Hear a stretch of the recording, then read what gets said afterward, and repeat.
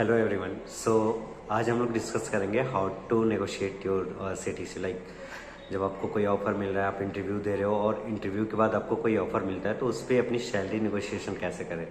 मान लो आपको 12 LPA या 15 LPA या what ever is the amount, आपको वो पैकेज मिलता है और उस पैकेज पे आप सेटिस्फाइड नहीं हो, you are thinking that you should get bit higher than that.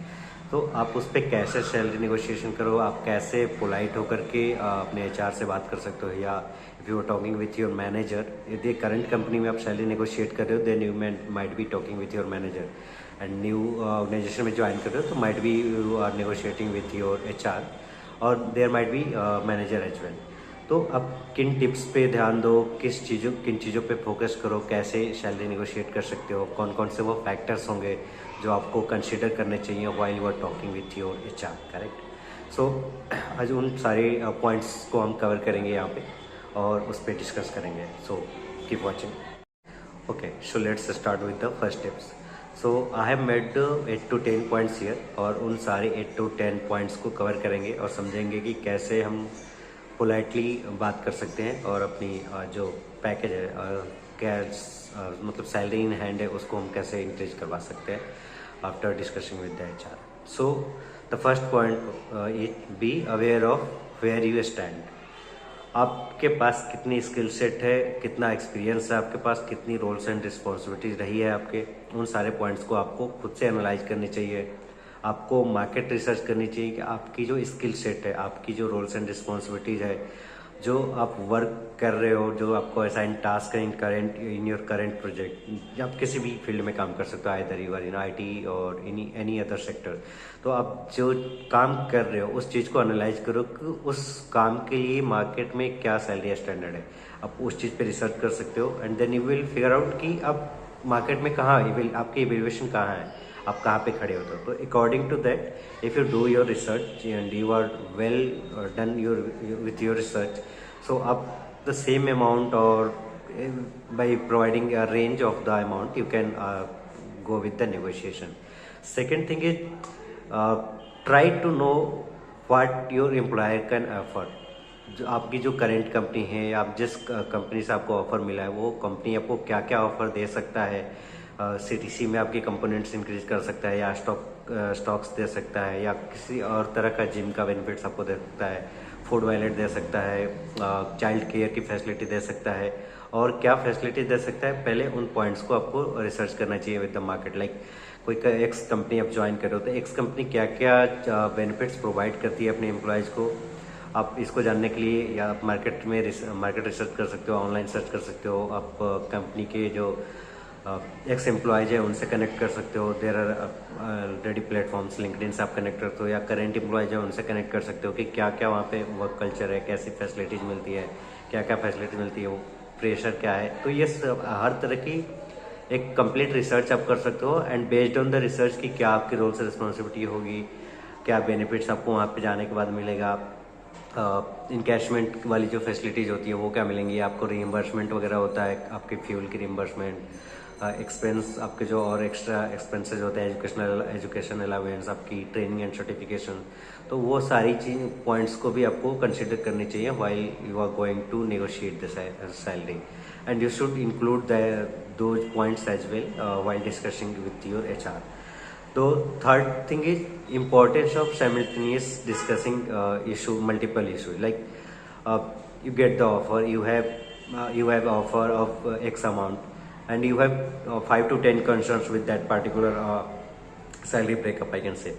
तो उस 5 to 6 आपके जो इश्यूज है उन सारी इश्यूज को एट अ पॉइंट, मतलब कहने का सेंस ये है कि आपको जो भी ऑफर लेटर मिलता है उसको वेल रिसर्च करो, उसको कंप्लीट एनालाइज करो कि क्या क्या चीज़ें उसमें प्रोवाइड की जा रही हैं आपको एंड बेस्ड ऑन दैट आपको जितने कंसर्न्स बनते हैं उनको नोट डाउन करो एंड एक सर्टेन टाइम फिक्स करो और HR के साथ या कोई मीटिंग आप सेटअप कर रहे हो तो एक वैसे पर्टिकुलर डे पे सेट करो और वैसी टाइमिंग्स आप चूज करो डिस्कशन करने के लिए जिसपे वर्क प्रेशर ना रहता हो। जैसे आप मंडे मॉर्निंग का ले लेते हो आप, तो मंडे मॉर्निंग काफ़ी हसल होते हैं, काफ़ी ज़्यादा मतलब वर्कलोड होता है, हर कोई अपना वीकेंड खत्म करके आया होता है तो उसके पास काफ़ी सारी चीज़ें लाइनअप होती हैं कंप्लीट करने के लिए। तो मंडे मॉर्निंग आप रखते हो, that is not good for salary negotiation. You should go with the Friday evening और थर्सडे समवेयर। तो आपको जब सैलरी नेगोशिएशन करनी होती है तो this is the tips actually, so you should go with the Thursday और Friday. So those are the perfect day where when you can go with the salary negotiation. So evaluate all those things before, like क्या क्या आपके issues हैं, या अपने किसी का जो एक्स एम्प्लॉयज हैं या उसके प्रेजेंट एम्प्लॉय जिनसे आप बात कर रहे हैं, तो वहाँ पे क्या सिचुएशंस हैं, उन सारी जो भी आपके कंसर्न बनते हैं उन सबको एट ए पॉइंट एक टाइम पे डिस्कस करो, और सामने से आपको बराबर से रिस्पॉन्स मिलता रहेगा वन बाई वन। बट यदि आप एक चीज़ आज डिस्कस करते हो, फिर दो चीज़ें कल डिस्कस करते हो, फिर परसों करते हो, तो ये सारी चीज़ें आपको एक नेगेटिव सिनेरियो क्रिएट करती है, that you are just greedy and you are just confused with the things. तो उन सारी चीज़ों को स्किप कराने के लिए आप एट द टाइम एक साथ नेगोशिएट कर सकते हो। Fourth is explain why you deserve this amount. Like आपको एक्स अमाउंट मिला हुआ है as an offer, and you are discussing like कि मेरे को एक्स अमाउंट के साथ साथ ये 2x अमाउंट चाहिए या x प्लस वाई अमाउंट चाहिए, जो भी आपका अमाउंट है। आपको एक्स मिला हुआ है, उसमें 5 लाख 10 लाख 20 लाख जो भी आप एड ऑन कराना चाह रहे हो, और according to your skills and roles and responsibility, तो आपको ये कंसिडर करना चाहिए why you want these offers, correct. Like if I am talking like about any individual, so मेरे को सपोज कि 20 की CTC मिल रही है, या मेरे को 5 की CTC मिल रही है, एंड आई वांट कि मेरे को 8 चाहिए, या 20 है तो मेरे को 30 चाहिए।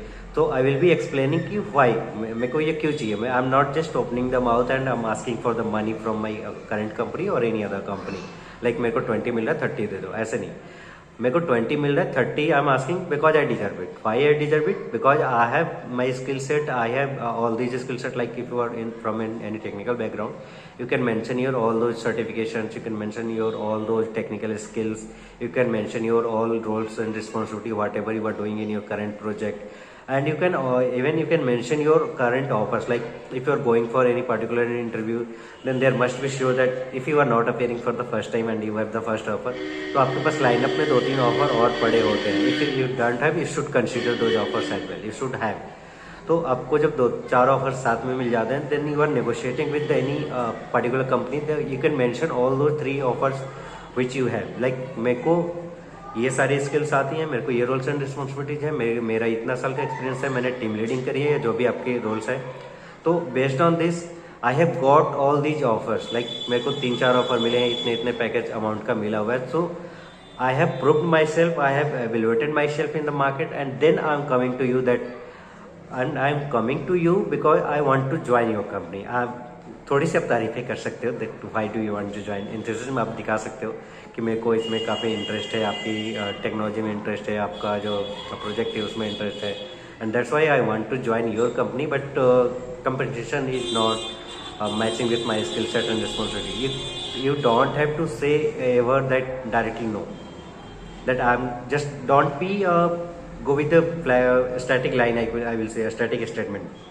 You should be flexible with your statements, you should be flexible with your amount and everything, you should be polite every time, correct? So you can say कि मेरे को ये कंपनसेशन नहीं जच रहा है, तो मेरे को थोड़ा सा इसमें या तो आप पर्क्स इन्वॉल्व करो, या शेयर स्टॉक्स अपने स्टॉक्स इन्वॉल्व करो, या आपकी जो अदर बेनिफिट्स एंड पर्क्स है वो अलाउंस वगैरह, प्रोजेक्ट अलाउंस है, जो भी अमाउंट्स है वो सारी चीज़ें इंक्लूड करवाओ। जब एक और पॉइंट थी, जब सब सैलरी रेंज नेगोशिएट कर रहे हो, तो उसमें आप जैसे होता है कि आपको 9 LPA मिला या 20 LPA मिला, वट एवर देना, या किसी को 50 LPA मिल रहा है, तो डोंट गो विथ लाइक कि मेरे को 55 LPA चाहिए, that means that this is fix, मेरे को 55 चाहिए तो 55 चाहिए, नहीं।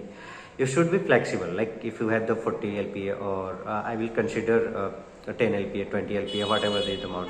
तो आप सामने वाले HR प्रोफेशनल को, क्योंकि वो प्रोफेशनल है, उसको हर एक चीज़ पता है, आपके रोल से रिस्पॉन्सिबिलिटी, कितना मार्केट ऑफर है वो सारी चीज़ें मिल रही है, कितनी कंपनी बेनिफिट्स दे रही हैं वो सारी चीज़ें पता है। तो you can provide a range, like you can provide them कि मेरे को 8 to 10 चाहिए, मेरे को 20 to 25 में चाहिए, मेरे को 50 to 60, मेरे को 50 to 70 में चाहिए।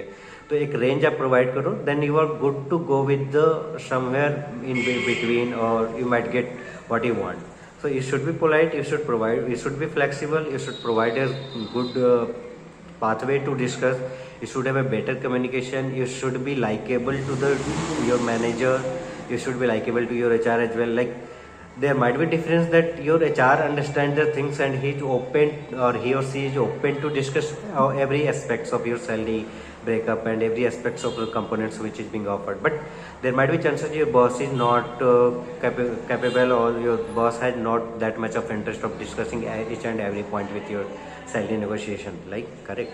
Because HR is discussing that on every day. HR has to recruit and HR has to discuss all those things every day. He or she has to retain the employee, he or she has to hire the employee. So they are okay to discuss everything, but boss is not okay to discuss. There might be, and vice versa, there might be vice versa as well, correct? So you have to be open for all these things. In between, if your HR or any of the recruiters say no, that doesn't mean your game is over. Even if you get a complete no from any of the company, you have the offer, and even if you don't have offer, you can go with, if you have the skill set, you have the roles, and you have all those confidence, and you have a better communication skill, you can go with the better another company. So never consider like that, like you have to get this opportunity anyhow. If it's your, like आपकी मजबूरी है इसको opportunity को grab करना ही है, then you can consider. And if you don't have any that type of pressure that you have to anyhow achieve this opportunity, so you can go with the better. Don't negotiate yourself, your work life balance with any such company, like जहाँ sorry जहाँ पे आपको amount तो काफ़ी अच्छा खासा मिल जाए, but आपको वर्क प्रेशर झेलना पड़े, आपको वहाँ पे ज्वाइन करने के बाद हैप्पी ना हो, आपका प्रोजेक्ट सही ना हो, आपकी ग्रोथ सही ना हो, तो ऐसे जगह पे ज्वाइन करने का कोई फ़ायदा नहीं होता, correct? So you can discuss and you can negotiate on every aspect other than money as well. You should consider each and every aspect while joining any of the organization, correct? And do your best in a salary negotiation, and best of luck. At the end, in another video, I will be also sharing how can you make yourself retained in the same company if you don't want to get out from your current company, correct? Like you have resigned from your current company just because of the compensation, you are not getting that much salary, but you want to retain in the same company because you are loving the work culture and you are loving your team members and everyone, your senior, your manager, but you are lacking with the salary of what's your market standard in the market, correct? So how can you proceed for that retention thing, that I will discuss in another video. So maybe you can subscribe, or you can stay with my channel to watch some another interesting videos. Thank you so much for this, and best of luck for your salary negotiation and everything, your career as well. Thanks.